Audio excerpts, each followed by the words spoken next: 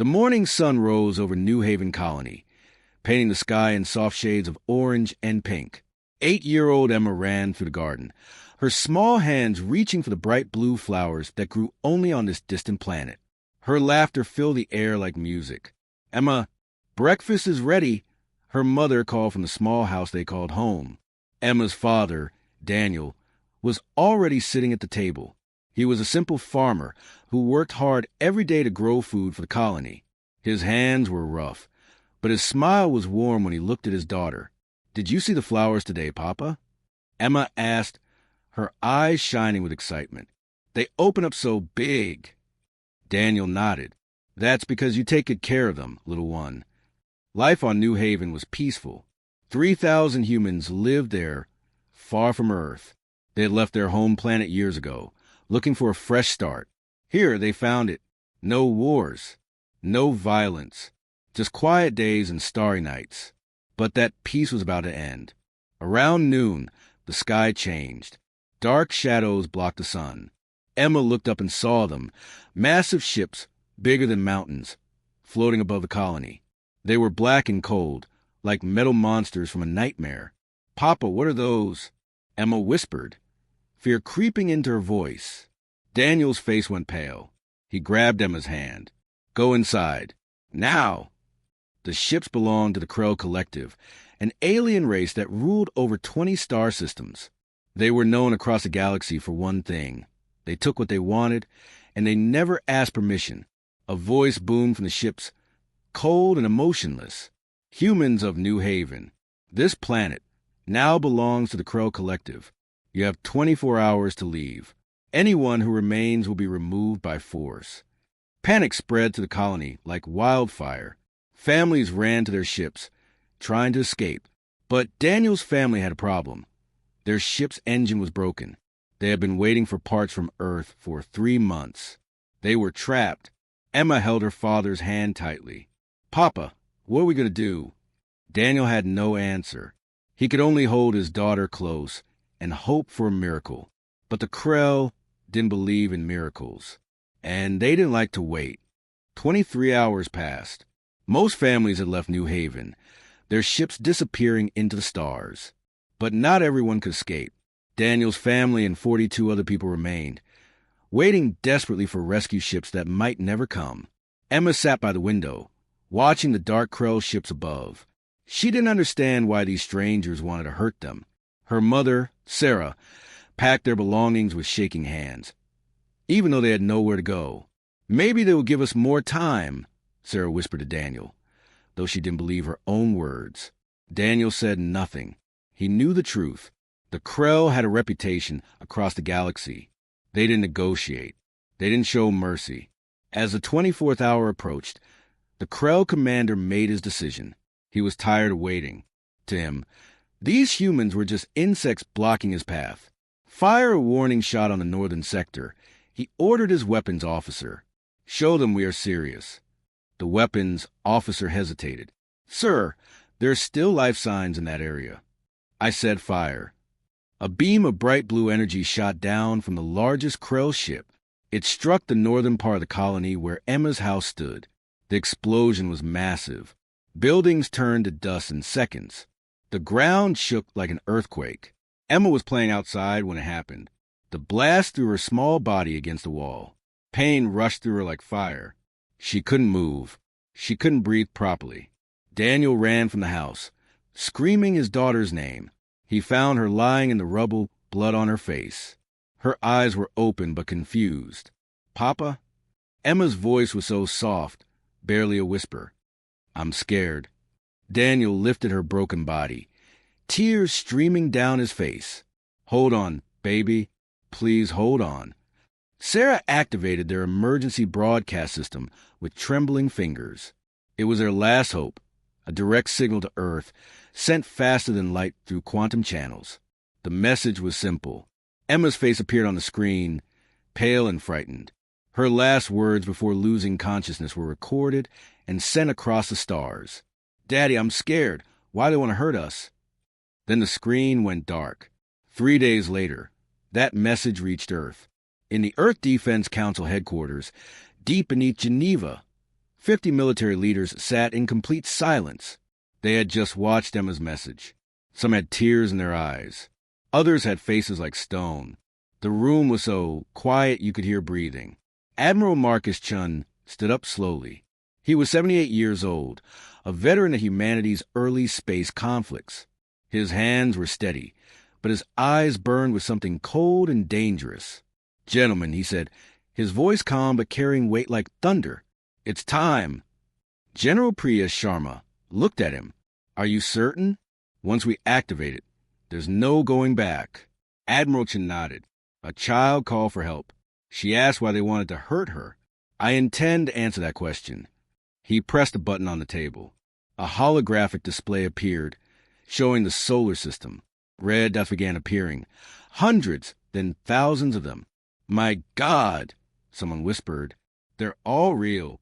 Every single one," Admiral Chen confirmed. "The Ghost Fleet. We've been building it for 200 years. Hidden in asteroid belts. Disguised as moons. Buried under the surface of Mars. Humanity's insurance policy." He looked around the room at each face. "For 2 centuries, we prepared for the day when someone would test us, when someone would harm our children and think there would be no consequences." Admiral Chen's finger hovered over another button, the activation sequence. "That day has come." He pressed it. Across the solar system, things that had slept for decades began to wake up. Asteroids that had floated motionless for years suddenly hummed with power. Rocky surfaces cracked and fell away, revealing sleek metal underneath. Behind Jupiter's largest moon, an entire shipyard powered up, its lights blazing for the first time. The Ghost Fleet was rising, and it was hungry for justice. The Krell Collective celebrated their easy victory. Commander Vrath stood on the bridge of his flagship, watching New Haven burn below. To him, it was just another conquest, another planet added to Krell territory. "The remaining humans have surrendered," his officer reported. "They're loading onto transport ships now." Vrath nodded with satisfaction. "Good. Begin mining operations immediately. I want those resources flowing to the homeworld within a week." He didn't know that 43 humans had died in his warning shot. He didn't care. The Krell had destroyed hundreds of colonies across the galaxy. This was just another day's work. But 3 star systems away, something was moving through the darkness. The Ghost Fleet had left Earth's solar system 12 hours after Admiral Chen gave the order. They moved in complete silence, their engines producing no heat signature, no radiation trail. To any sensor, they looked like empty space. 2,000 warships, each one carrying technology the galaxy had never seen. Humans had spent 200 years preparing, building, and waiting. Now the waiting was over. On the bridge of the flagship Remembrance, Admiral Chun stood, watching the stars.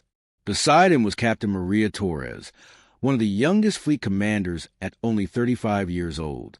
"Admiral, we'll reach New Haven in 6 hours," she reported. Chun nodded slowly. "Have you seen Emma's message, Captain?" "Yes, sir. 17 times." Maria's jaw tightened. "My daughter is the same age." "Then you understand why we're here." "With respect, sir," Maria said carefully, "the Krell have 4,000 ships in this sector. We have 2,000. The numbers aren't in our favor." Admiral Chin smiled, but there was no warmth in it. "Captain Torres, the Krell think war's about numbers. They count ships and soldiers like merchants count coins. They've never fought an enemy that fights smart instead of hard." He pulled up a holographic display. "We don't need more ships. We just need them to understand one simple truth." "What truth, sir?" "That humanity doesn't fight to win battles. We fight to end wars." 6 hours later, the Ghost Fleet arrived at New Haven. The Krell detected them immediately. 2,000 unknown contacts appearing from nowhere. On Vratha's flagship, alarms screamed to life. "Commander, unknown vessels approaching." They just appeared on sensors. Vrath frowned. "Appeared? Nothing just appears. Run a scan." "Scanning now, sir. Configuration is unknown. Energy signatures don't match any known species." For the first time, Vrath felt a small twist of worry in his stomach. How many ships? 2,000, sir. Wrath relaxed. He had 4,000 ships under his command in this sector. Send them a warning. Tell them to leave immediately or be destroyed. The communications officer sent the message. The response came back in 30 seconds. A human face appeared on the screen. An old man with gray hair and cold eyes. Admiral Chun. I am Admiral Marcus Chun of the Earth Defense Fleet. 3 days ago, you attacked a human colony. You killed 43 people, including an 8-year-old girl named Emma Chun. She was my granddaughter. Wrath's eyes widened. Chun? The girl's name was Chun? The Admiral continued, his voice like ice. You wanted to send a message to humanity. You wanted to show us you were strong. Consider your message received. Chun leaned forward. Now let me send you ours. The screen went black. Commander, they're approaching, the sensor officer shouted. Should we open fire? Wrath hesitated. Something felt wrong. 2,000 ships against his 4,000 should be suicide. Why weren't these humans running? Target their lead ships. Fire when ready. 1,000 Krell weapons fired at once. Energy beams and missiles streaked through space toward the human fleet. But something impossible happened. The human ships didn't dodge. They didn't activate shields. The weapons simply stopped working. Every missile, every energy beam, every projectile froze in space 50 kilometers from the human ships, then fell harmlessly away. What in the void? Wrath whispered. Captain Torres smiled on her bridge. Quantum disruption field working perfectly, Admiral. Good, Chin replied. Now show them what happens when you hurt our children. Open fire. The human ships didn't use normal weapons. Instead of energy beams or missiles, they fired something the Krell had never seen. Reality itself seemed to tear apart. One human destroyer fired a single shot.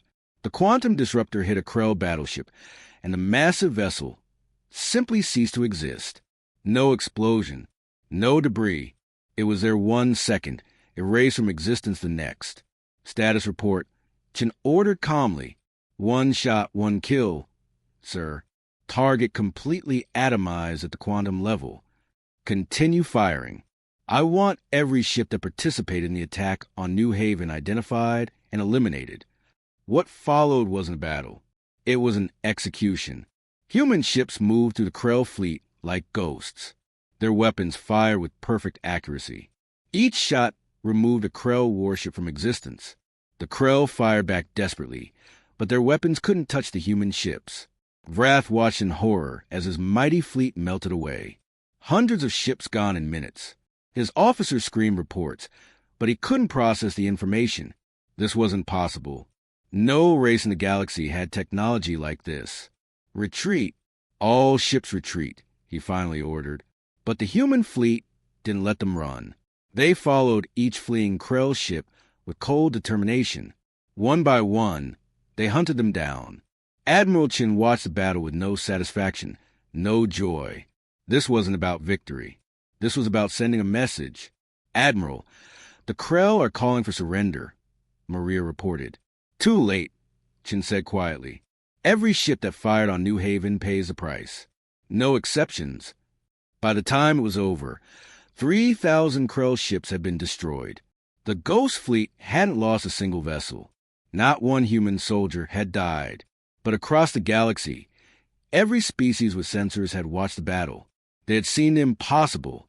Humans, the peaceful traders, the quiet explorers, destroying the mighty Krell collective like they were nothing. In government chambers across 1,000 worlds, alien leaders asked the same question. Who are these humans? And what else are they hiding? The legend of the Ghost Fleet had begun. The news spread faster than light itself. Within hours, every major civilization in the galaxy knew what had happened at New Haven. The Krell Collective, one of the most feared military powers, had been crushed by a species most considered weak.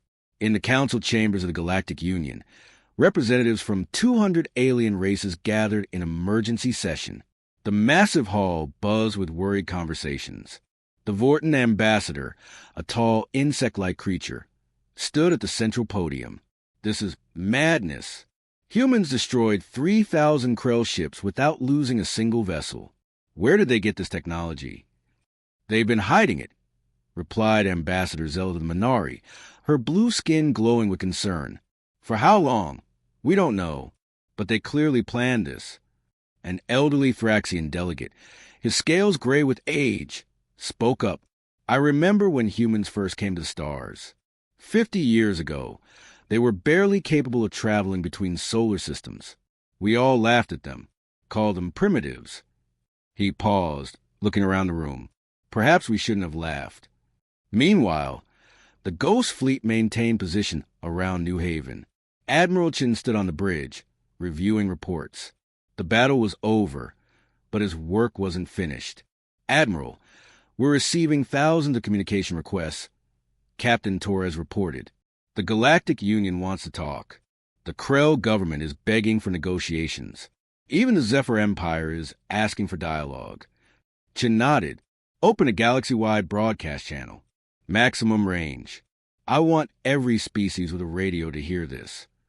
Sir, that will reach billions of people across hundreds of worlds. Good. They all need to hear what I have to say. 5 minutes later, Admiral Chen's face appeared on screens across the galaxy. In alien homes, government buildings, military bases, and trading stations, everyone stopped to watch. Chen's voice was calm, but every word carried weight like a hammer. People of the galaxy, I am Admiral Marcus Chen of humanity's Earth Defense Fleet. 3 days ago, the Krell Collective attacked a peaceful human colony called New Haven. They killed 43 innocent people. Among them was my 8-year-old granddaughter, Emma. He paused, letting that sink in. Emma was playing in a garden when she died. Her last words were, "Daddy, I'm scared." She wanted to know why these strangers wanted to hurt her. Across the galaxy, some aliens felt uncomfortable. Others felt something they rarely experienced, shame. For 50 years, humanity has walked among you peacefully, Chin continued. We traded fairly. We respected your laws. We asked for nothing but the chance to live in peace among the stars.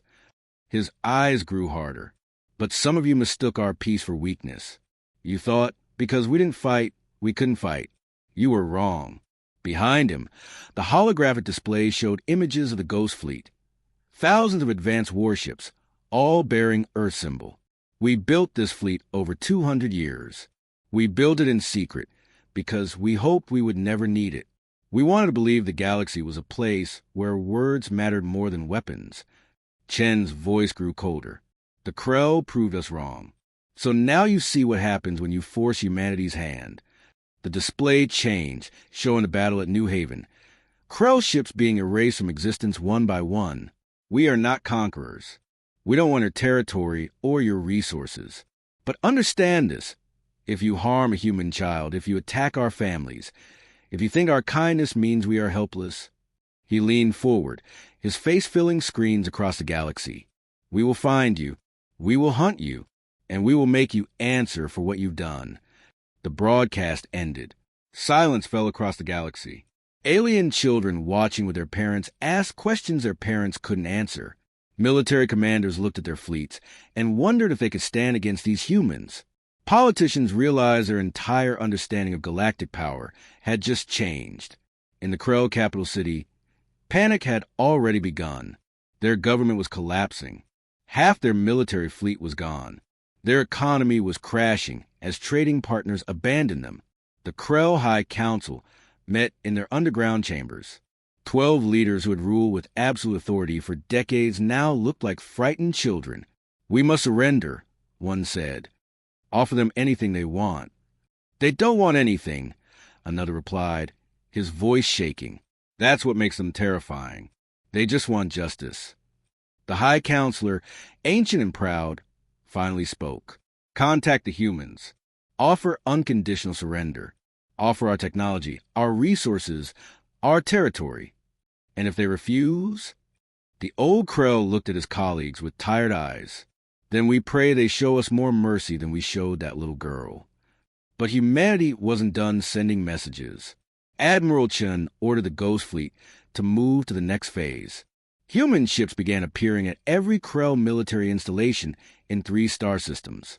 They didn't fire. They just watched. The message was clear. We know where you are. We can reach you anytime. You have nowhere to hide. Small alien civilizations, ones that the Krell had bullied for years, watched with amazement. The humans weren't acting like conquerors. They were acting like police officers. On the planet Xander, a small mining colony that had paid tribute to the Krell for 20 years, the governor watched human ships drive away Krell occupation forces without firing a shot. The Krell simply ran when they saw the Ghost Fleet approaching.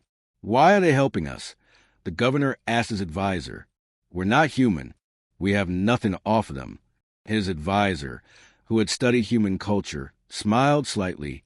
I've read their history. There's an old human saying, the only thing necessary for evil to triumph is for good people to do nothing. Meaning humans believe in something strange, that strength should protect the weak, not exploit them. The governor looked at the human ships with new respect. That is strange, but also beautiful. Across the galaxy, that same realization was spreading. Humans weren't like other powerful species. They had built the most advanced military fleet in known space, and they were using it to protect others. But there was still fear, because everyone now knew the truth that the Krell had learned too late. Behind humanity's smile was a sword, and that sword had a name, Justice. In a small medical station orbiting New Haven, Emma Chin lay in a coma. The doctors had saved her life, but she hadn't woken up yet. Her father Daniel sat beside her bed, holding her small hand. The Admiral saved us, a nurse told him quietly. He destroyed the entire Krell fleet for Emma. Daniel looked at his daughter's peaceful face. He's her grandfather. Family protects family. That's what humans do. The nurse nodded. The galaxy is learning that now. Outside the window, the Ghost Fleet maintained its watch. Silent, powerful, waiting. The message had been sent. Now the galaxy would decide how to answer. 2 weeks after the battle, the Galactic Union called for an emergency tribunal. For the first time in 300 years, every major civilization sent representatives. They had to decide what to do about the Krell and about humanity. The tribunal was held on Sanctuary Station, a neutral space platform that floated between 3 star systems. The massive chamber could hold 10,000 beings, and every seat was filled. Admiral Chin arrived with only 5 ships from the Ghost Fleet. The rest remained hidden, watching from the shadows. He walked into the chamber wearing his uniform, his face calm but tired. He hadn't slept properly in 2 weeks. The Chief Justice, an ancient Vorton named Klaxon, sat at the high bench. His multiple eyes studied Chin carefully. Admiral Chun, humanity has been granted observer status in these proceedings. You may speak when called upon. Chin nodded. Thank you, Your Honor. The Krell defendants were brought in next. 12 High Council members and Commander Vrath, all in chains. They looked broken, their proud bearing gone. Vrath couldn't even meet anyone's eyes. The trial began. For 3 days, evidence was presented. Recordings of the attack on New Haven, testimonies from survivors, medical reports showing Emma's injuries. The courtroom watched in silence as Emma's final message played, her small voice asking why they wanted to hurt her. Many aliens in the audience looked away. Some wept, though their tears looked different than human tears. On the 3rd day, it was the Krell's turn to defend themselves. Their attorney, a skilled Minari lawyer, stood up. The Krell Collective admits wrongdoing. But consider this. For 100 years, expansion has been legal under galactic law. The Krell followed standard procedures. They gave the humans time to evacuate. 24 hours, Chin said quietly from his seat. The lawyer turned to him. That is the legal minimum, Admiral. Chin stood up slowly. Your Honor, may I speak? Chief Justice Klaxon nodded. The court recognizes Admiral Chun. Chin walked to the center of the chamber. Every eye followed him. The lawyer is correct. The Krell followed the law. 24 hours is the legal minimum. He paused. But my granddaughter Emma wasn't a legal issue. She was a child, 8 years old. She liked flowers and drawing pictures of stars. His voice remained steady, but everyone could hear the pain underneath. The law said 24 hours was enough. But our ship was broken. We couldn't leave. The Krell knew this. Their sensors showed life signs. They fired anyway. He turned to face Vrath directly. Commander Vrath gave the order to fire a warning shot on a location where 43 humans were still alive. That wasn't following the law. That was murder. Vrath finally looked up, his alien features twisted with something that might have been regret. I didn't think. Exactly, Chin interrupted. You didn't think. You didn't think those lives mattered. You saw numbers on a screen, not people, not families, not children. The courtroom was absolutely silent. Chief Justice Claxon spoke. Admiral Chin, what does humanity seek as justice? Chin took a deep breath. Humanity doesn't seek revenge. We seek accountability. He pulled up a holographic display. These are the names of every person killed at New Haven. 43 names. We want the galaxy to remember them, not as numbers, as people. The display showed faces. Daniel holding Emma as a baby. Sarah on her wedding day. An old farmer named Jacob who grew the best tomatoes on 3 worlds. A young teacher named Melissa who had just arrived at the colony last month. Second, Chin continued, we want the Krell to rebuild New Haven, not with machines, with their own hands. Every High Council member, every officer who participated, they will work alongside human survivors to rebuild what they destroyed. Murmurs spread through the courtroom. This was unusual. Most species would demand territory or resources or technology. Third, we want new laws. Laws that protect civilians during expansion. Real protection, not just minimum time limits. If a colony can't evacuate, expansion must wait. Lives before profit. Chief Justice Claxon's eyes widened. You're asking us to change galactic law. I'm asking you to make galactic law actually mean something, Chin replied. Because if you tell the galaxy that what happened to Emma was legal, then humanity will enforce our own justice. And I promise you, you won't like that galaxy better. It wasn't a threat. It was a simple statement of fact. And everyone in the chamber knew it was true. The tribunal deliberated for 2 days. When they returned, Chief Justice Claxon looked older, more tired. The tribunal has reached a verdict. The Krell Collective is found guilty of 43 counts of negligent homicide. Commander Vrath and the High Council will serve 10 years of labor, rebuilding the colony they destroyed. Gasps filled the chamber. Labor sentences were almost never given to leaders. Furthermore, Claxon continued, the Galactic Union will adopt the Haven Protocols, new laws protecting civilians during expansion, as proposed by Admiral Chun. These laws will take effect immediately. The Chief Justice looked directly at Chun. The tribunal recognizes that humanity showed remarkable restraint. You had the power to destroy the entire Krell civilization. Instead, you stopped at justice. For this, the galaxy is in your debt. Chin shook his head. We're not in the business of debts, Your Honor. We just want to live in a galaxy where children are safe. 3 months later, on New Haven, something unusual was happening. Krell prisoners worked alongside human survivors, clearing rubble and building new homes. Commander Vrath, who had once commanded for 1,000 warships, now carried building materials and mixed concrete. Daniel watched from a distance. It still hurt to see the Krell, to remember what they'd done. But he also saw something else, Vrath working carefully, trying to get every detail right. The alien was learning what it meant to build instead of destroy. Will you ever forgive him? A reporter asked Daniel. She was writing a story about the rebuilding. Daniel was quiet for a long time. I don't know. Maybe not. But Emma... He paused, his voice catching. Emma would have wanted them to learn. She always believed people could be better. In the medical center, Emma finally woke up. Her injuries had been severe, but human and alien doctors working together had saved her life. She was weak, but alive. Admiral Chun was there when she opened her eyes. Grandfather, she whispered. I'm here, little one. Tears ran down the old admiral's face. I'm here. Did we win? Chin smiled softly. We did better than that. We taught the galaxy a lesson. What lesson? That love is stronger than fear. That family matters more than power. And that sometimes the bravest thing you can do is choose justice over revenge. Emma didn't fully understand, but she smiled anyway. Can we go home? Soon. Very soon. Outside, the Ghost Fleet began its journey back to Earth. Their work was done. They had shown the galaxy humanity's strength. Now they would return to the shadows, watching and waiting. But the galaxy would never forget. The legend would spread for generations. Never harm a human child, for behind every child stands a family. And behind every human family stands a fleet that will cross the stars for justice.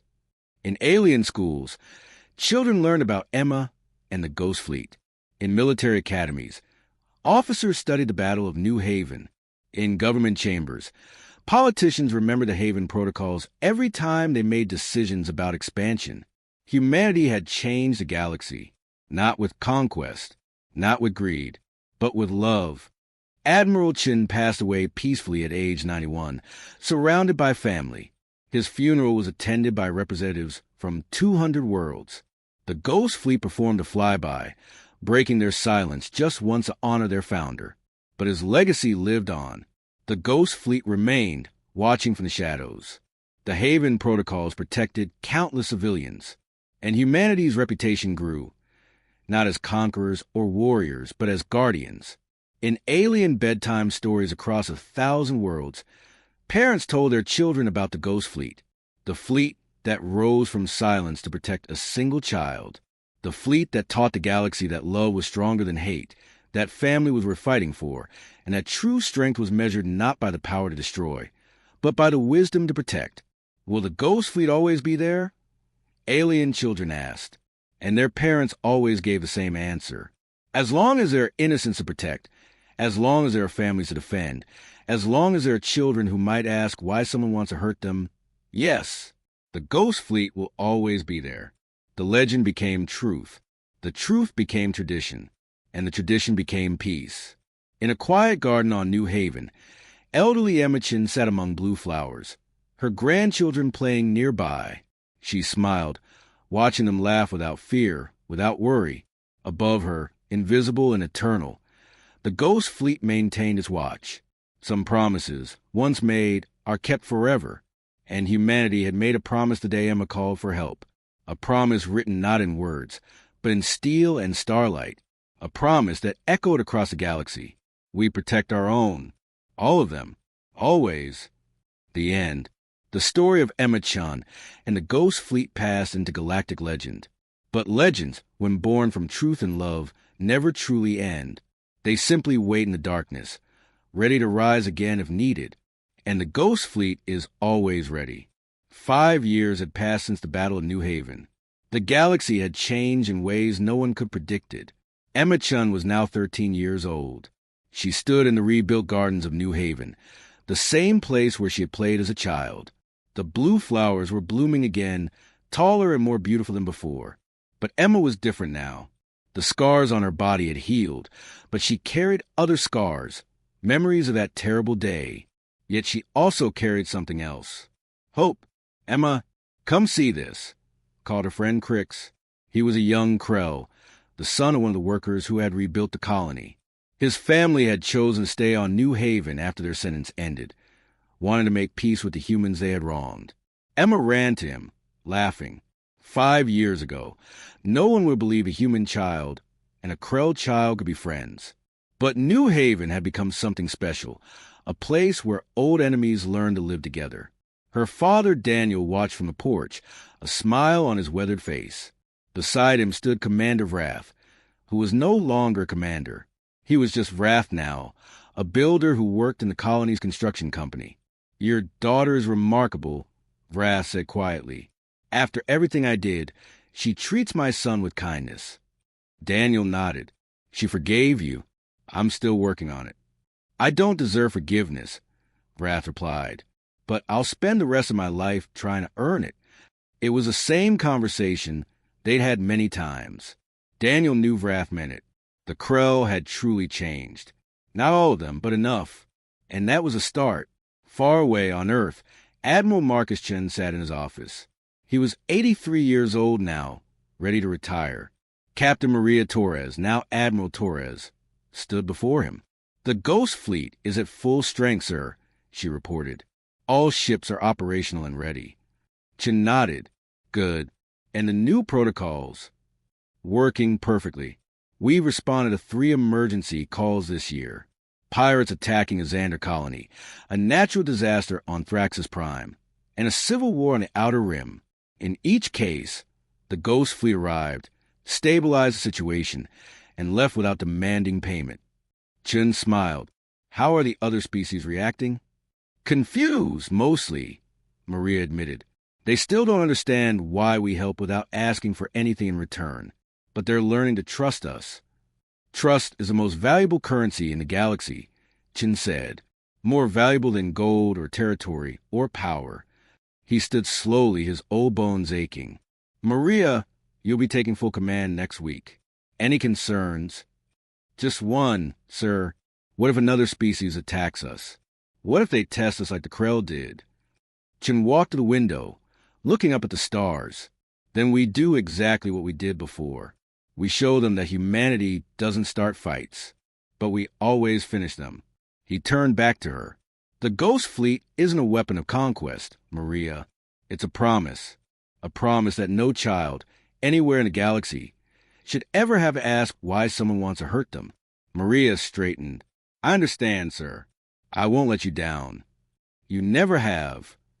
Across the galaxy, in the Galactic Union headquarters, a historic vote was taking place. For the first time ever, humanity was being offered a permanent seat on a high council, a position of true power and influence. The vote was unanimous. Every single civilization voted yes. The Vorten ambassador explained it simply. Humanity has proven something we all forgot. That true power isn't about having the biggest fleet or the most weapons. True power is about having the courage to use your strength to protect others. When Admiral Chin heard the news, he laughed. They want us on the council? After spending 50 years treating us like children? Times change, grandfather, said a voice. Emma walked into his office, now tall enough to reach his shoulder. She had traveled to Earth for his retirement ceremony. You changed them, she added. Chin hugged his granddaughter. No, little one. You changed them. Your message, your pain, your survival, that's what made them see us differently. Will you accept a council seat? Emma asked. Chin shook his head. That's for the next generation to decide. I'm an old soldier. I did what I was trained to do, protect my family. Now it's time for diplomats and peacemakers to build the future. What will happen to the Ghost Fleet? It will stay in the shadows, watching and waiting. Hopefully, it will never be needed again. But if it is, he looked at her seriously. If someone threatens innocent people, if another child is in danger, the fleet will rise again. Emma nodded. Good, because everyone deserves to feel safe. 1 year later, New Haven celebrated its 6th anniversary of rebuilding. The colony had grown from 3,000 to 10,000 residents. Humans, Krell, Vorten, Minari, and a dozen other species living together. A massive memorial stood in the center of the colony. 43 names were carved in stone, lit by eternal flames. Emma's name was there too, though she had survived. Her father had insisted. She had died that day in some ways, and the girl who woke up was someone new, someone stronger. Emma stood before the memorial with her family. She was 14 now, preparing to attend the Galactic Academy, a school where young beings from all species learned together. Do you remember that day? Her mother, Sarah, asked gently. Every detail, Emma replied. The fear, the pain, the confusion about why they wanted to hurt us. Do you still wonder why? Emma thought carefully. Not anymore. I understand now. They didn't see us as people. They saw us as obstacles. That was their mistake. She touched her name on the memorial. But here's what I learned. Hate doesn't fix hate. Violence doesn't end violence. Grandfather showed them our strength. Yes, but we showed them our humanity by choosing justice over revenge. Daniel put his arm around his daughter. When did you get so wise? I had good teachers. She smiled at both her parents, then looked up at the stars. And I want to teach others. I want to make sure what happened here never happens again, anywhere. Far above, invisible to naked eye, 3 Ghost Fleet ships maintained their eternal watch over New Haven. They had been there every day for 6 years. They would be there for 6 more, and 6 after that. On the bridge of the flagship Remembrance, young officers monitored the peaceful colony below. They knew the story of Emma Chun. Every officer in the Ghost Fleet knew it. It was part of their training, part of their oath. "Why do we serve?" the captain asked her newest recruit. The young officer answered with the words every Ghost Fleet member memorized. "We serve so that no child will ever be afraid. We watch so that families can sleep in peace. We stand ready so that justice will always have teeth. And we remain hidden so that the galaxy can remember us as protectors, not conquerors." "Good," the captain said. "Never forget those words. They're more than an oath. They're a promise to Emma Chun and every innocent being in this galaxy." The recruit looked at the peaceful colony below. "Do you think we'll ever be needed again, ma'am?" The captain smiled. "I hope not, but hope isn't a strategy. Vigilance is. So we watch, we wait, and we remember." Years turned to decades. Emma grew up to become a diplomat, working to strengthen bonds between species. She married a Vorton scientist and had children of her own. She taught them about that terrible day and the lesson it taught the galaxy. "How do I know you won't attack us anyway?" he finally asked. Sarah's expression softened slightly. "Because unlike you, we don't enjoy killing. We do it when we must, to protect others. You haven't harmed any council species yet. You still have a chance to walk away." Zarak looked at his tactical display. 15,000 ships against 7,000.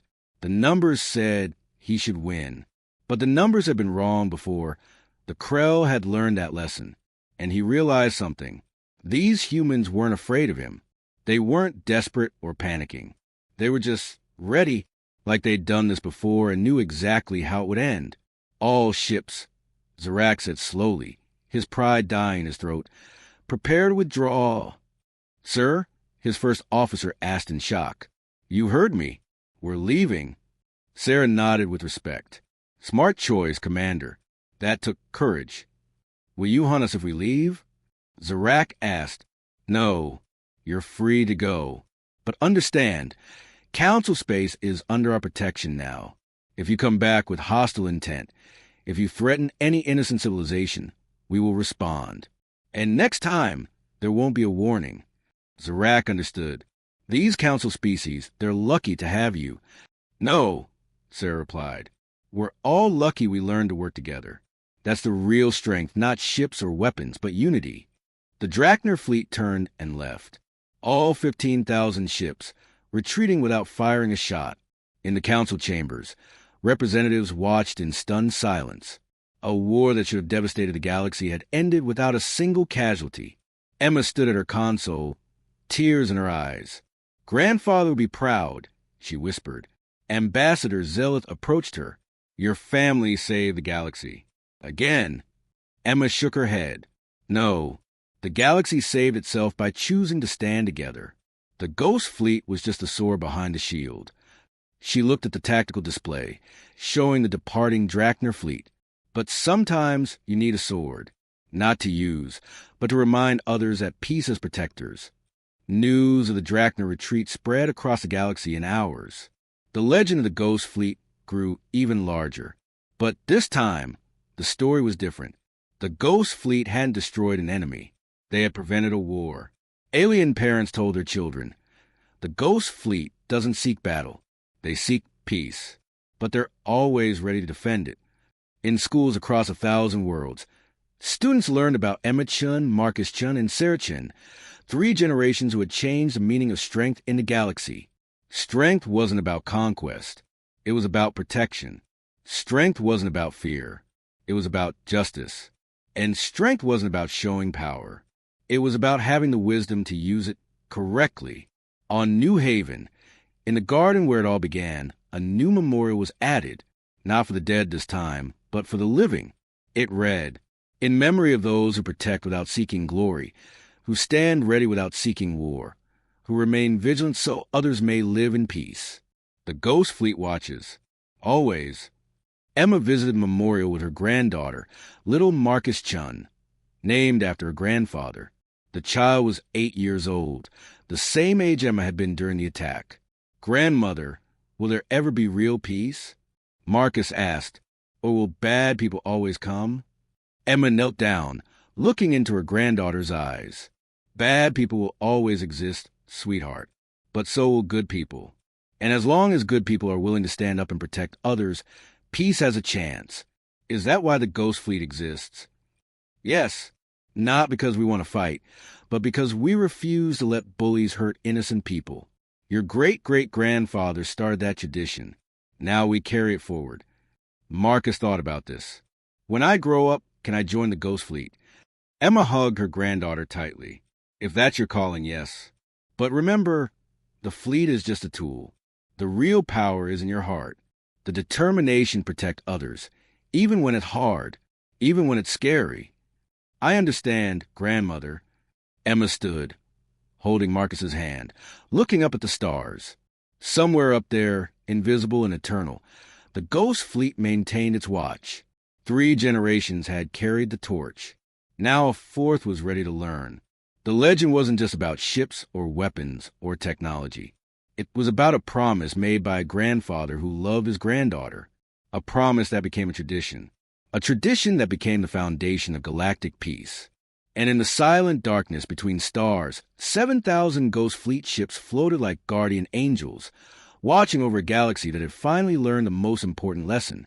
True strength protects the weak. True courage chooses justice. And true peace comes from being ready for war, but wise enough to avoid it. The Ghost Fleet would watch for another 50 years, and 50 after that, and 50 more beyond that, because some promises are eternal.